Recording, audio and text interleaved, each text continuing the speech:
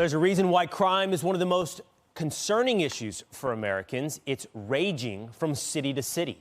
Just these past few weeks, we've seen some of the most outrageous crimes caught on camera, notably in cities that are deep blue with new bail policies and progressive prosecutors who are letting criminals out of jail. So let's go off the wall to see a few of them. And Will, the first one starts in Chicago.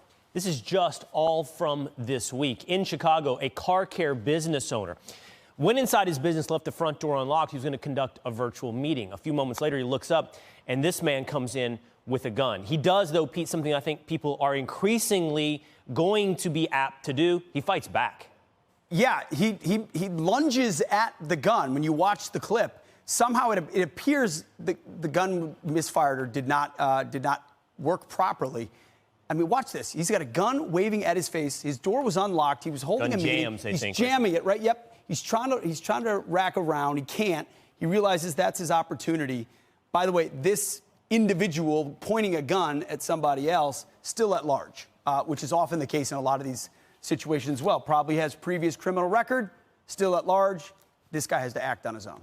Now, let's go to New York City, where we've seen way too much of this over months. And this week, we saw another subway rider pushed onto the tracks. This time it's 32-year-old individual who's been riding the subway, Pete, since he was in middle school. His entire life. No reason to think otherwise.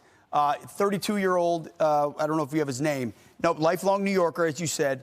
And this guy just, he's eyeing him up, looking for a target, wearing a mask, and he tees off. Randomly. Again, they don't know each other at all. What do we know? This individual had already done 20 years behind bars for attempted murder. So as we often see in these cases, plenty of prior criminal record. And the victim, he survived. He wasn't hit by a train, broke his collarbone. He was injured. And again, we're seeing way too much of that exact type of crime right here in New York City. Yeah, but Eric Adams says it's safe. Yes, right. Statistically, no big deal. Now, this is not something you see every day. No. This is in Pasadena, California. A woman attacks a home with a grandmother babysitting an infant just on the other side. She attacks it with a pickaxe. She's going at the windows, window by window, attacking with a pickaxe. Yeah, likely some mental health issues, we are told in this particular case. By the way, there was a baby behind one of those windows that apparently the grandma pulled the baby from underneath that window before it was smashed. So, again, unprovoked, no connection to the people inside, mental health, and at least in this case, we know who the perpetrator was. She walked away with the pickaxe slung over her shoulder saying, questions, I'll be back. Get out. Wow.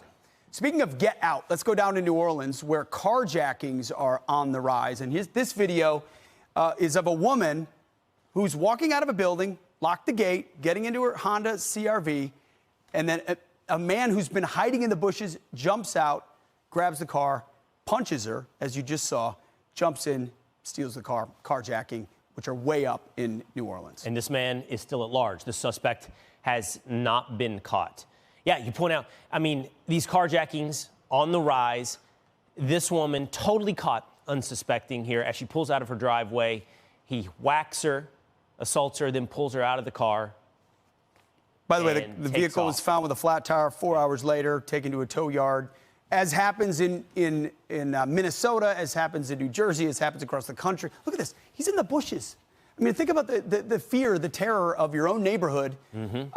The middle of the day, carjacking's way up. It's a crime that doesn't get reported enough. All of these just from this week from all across the nation. You can see why Americans are ready to do away with the policies that lead to this rise in crime, and are ready to make their voice heard in the coming weeks. Totally random, which means it could be anybody's, which is why fear is so important, and often no arrests and no consequences, which means the perpetrators feel like they can pull it off and do it again.